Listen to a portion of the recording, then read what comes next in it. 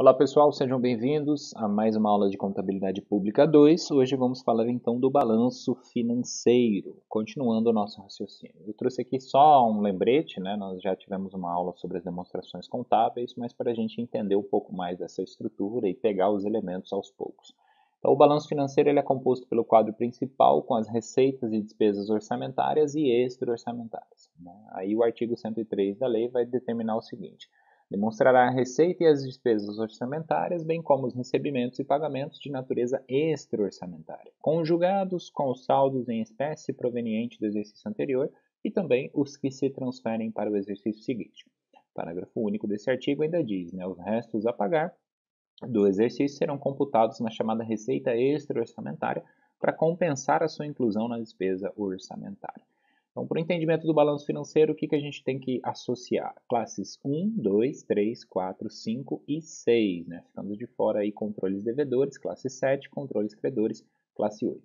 A gente precisa saber a classificação da receita e da despesa orçamentária quanto ao que se chama de origem, fundamentalmente, que seriam as receitas e despesas ordinárias e vinculadas, as transferências recebidas e concedidas e o conceito também de recebimento e pagamento extra-orçamentário, além, obviamente, de sabermos as etapas aí da receita e da despesa e o conceito de restos a pagar, sejam eles processados e não processados.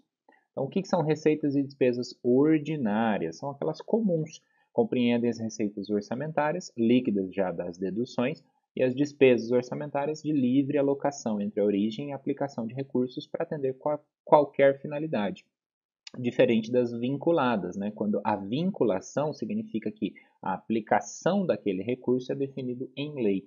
Então, quando a gente fala receita ordinária, a gente está falando de uma receita livre, onde o gestor ele tem essa liberdade de decidir para onde aquele recurso vai. Quando a gente fala de receita vinculada, quer dizer que aquela receita, em parte ou em todo, ela possui já uma definição em lei, né? Então, aí a gente precisa entender essa conceituação. A identificação dessas vinculações pode ser feita por meio do mecanismo fonte ou destinação de recursos. As fontes ou destinação indicam como são financiadas as chamadas despesas orçamentárias atendendo à destinação legal. Transferências recebidas e transferências concedidas refletem justamente essa movimentação de recurso financeiro entre órgãos e entidades da administração pública. Elas podem ser orçamentárias ou extra-orçamentárias. Geralmente são efetuadas por meio de repasses, de cotas e etc. Tá? Aquelas que não se relacionam com o orçamento em geral decorrem dessa transferência de recursos relativos ao que a gente chama de restos a pagar. Esses valores podem, quando observados aí nos demonstrativos consolidados, eles são compensados pelas transferências financeiras concedidas. Recebimentos extra-orçamentários vão compreender os ingressos não previstos no orçamento. Por exemplo, o ingresso de recurso relativo à consignação em folha de pagamento, fiança, calção, é aquilo que não estava previsto no orçamento, que acaba acontecendo, mas é extra-orçamentário justamente porque vai entrar e vai sair de maneira automática, né? Então, quando eu faço ali o caso de um depósito que é calção em específico aqui, eu vou fazer uma devolução posteriormente. Então, eu tenho um recebimento e um pagamento extra-orçamentário. Muito bem, então estamos aqui no nosso balanço financeiro, né? Agora ilustrando aí efetivamente essa estrutura já aplicada, né, a um exercício que nós fizemos. Então, na aula anterior falamos do balanço orçamentário, agora a gente vai falar um pouquinho do financeiro. E o financeiro nada mais é do que especificar, então, tudo que entrou e tudo que saiu, no sentido financeiro realmente, né? E aí a gente tem o orçamentário, que é aquilo que estava previsto e foi executado, e o extra-orçamentário, que são aquelas situações que não efetivamente ocorreram dentro do sentido do caixa, né? Mas precisam ser registradas para serem compensadas uma coisa com a outra. Então a gente parte de onde?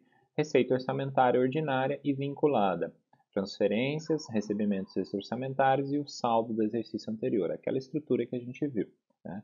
E aí, aplicando esse raciocínio, a gente vai ter o exercício anterior, que seria o ano passado, digamos assim, ou o mês passado, da forma como nós estamos fazendo, e depois o atual, né, do ladinho aqui, para poder fazer justamente esse comparativo.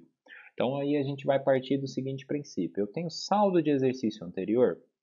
Não. Zero. Eu tive recebimento extra-orçamentário? Zero também. Eu tive transferência recebida? Zero também. E aí as minhas receitas, elas foram ordinárias ou vinculadas? Neste caso, todas as receitas foram ordinárias. Por quê? Eu tive IPTU e eu também tive receita com taxa. Então, nesse sentido, a receita ordinária é aquela que é livre, né? Como a gente viu, ela não possui um vínculo em específico, uma destinação em específica. Então, eu não disse para vocês que o IPTU estava vinculado especificamente a alguma obra ou algum tipo de despesa. Não, todas elas foram utilizadas conforme o nosso livre critério, estabelecido no exercício apenas por uma questão de organização e não vínculo em lei. Tá? Eu não disse para vocês, por exemplo, que 25% tinha que ser para a saúde, que 18% tinha que ser para a educação e etc. Tá?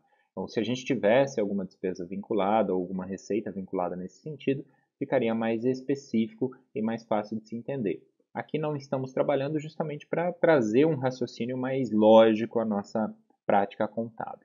E aí, a partir disso, eu chego a um total de ingressos, né? Que nada mais é do que o resumo das minhas receitas ordinárias, neste caso em específico. Então, o total ele só é a soma desses grandes grupos dentro do próprio balanço.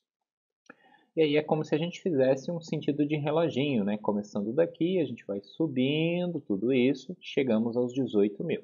Com esses 18 mil, agora nós vamos pagar as nossas despesas, né? Ou seja, ver os nossos dispêndios, agora de cima para baixo. Então, aqui no exercício atual, né? Porque o exercício anterior está todo zerado, então vamos lá. Despesa orçamentária, eu vou ter ordinária e vinculada. Quem que é a minha despesa ordinária? Foram todos aqueles gastos que eu tive a livre escolha, né? Que eu, como gestor, determinei, e não que houve um vínculo em específico da lei. Então, mais uma vez, por isso aqui vinculado está zerado. E o que a gente gastou? 8.785, o somatório de todas as nossas despesas. Então, 18 mil menos esses 8.785 fizeram com que a gente fizesse um saldo para o exercício seguinte, na forma de caixa e equivalente, com o valor de 9.215. Quando a gente vem aqui para o nosso livro Razão, nós vamos ter o razonete, por exemplo, do caixa equivalente. E aí aqui a gente percebe exatamente essa movimentação. Entrou 18, saiu 8.785, né? Então, sobra como saldo final 9.215. A informação ela é a mesma, só que apresentada agora apenas com o saldo final, para que justamente seja uma demonstração contábil, né? O fechamento daquele raciocínio. E por óbvio, então, se eu já gastei 8 mil, né, e fiquei com o saldo disponível aí para o exercício seguinte na forma dos 9 mil, eu vou ter um total de 18, somando-se os dois. Né? Então, e só para mostrar para vocês, a planilha está disponível, o total aqui somando esses grandes grupos também.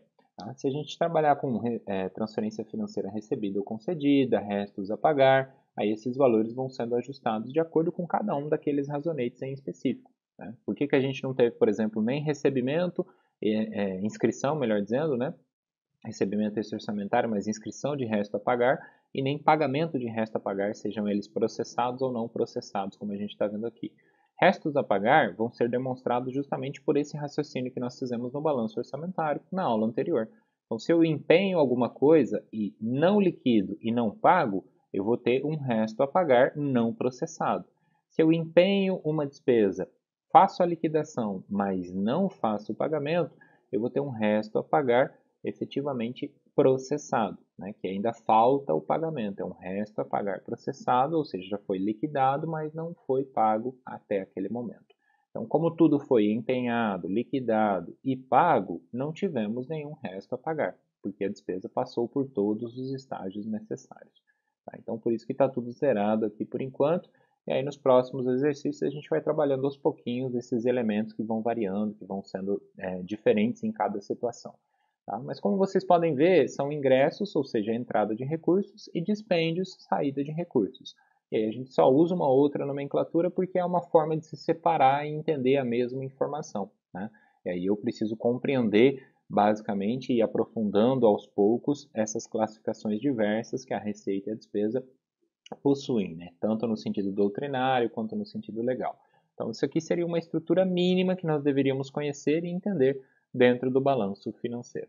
Certo? Espero ter explicado aí alguns dos detalhes para vocês, que fique tudo claro, né? E na próxima aula a gente continua estudando. A nossa próxima aula indica que a gente vai falar um pouco mais sobre o balanço patrimonial e também, se der tempo, né? Se tivermos um tempinho, falar sobre a DVP, para fechar o raciocínio dessas principais demonstrações que nós estamos elaborando nesse início da escrituração contábil. Agradeço a atenção de todos vocês, encontro vocês na nossa próxima aula ao vivo aí na terça-feira e fico à disposição. Bons estudos, obrigado e até a próxima.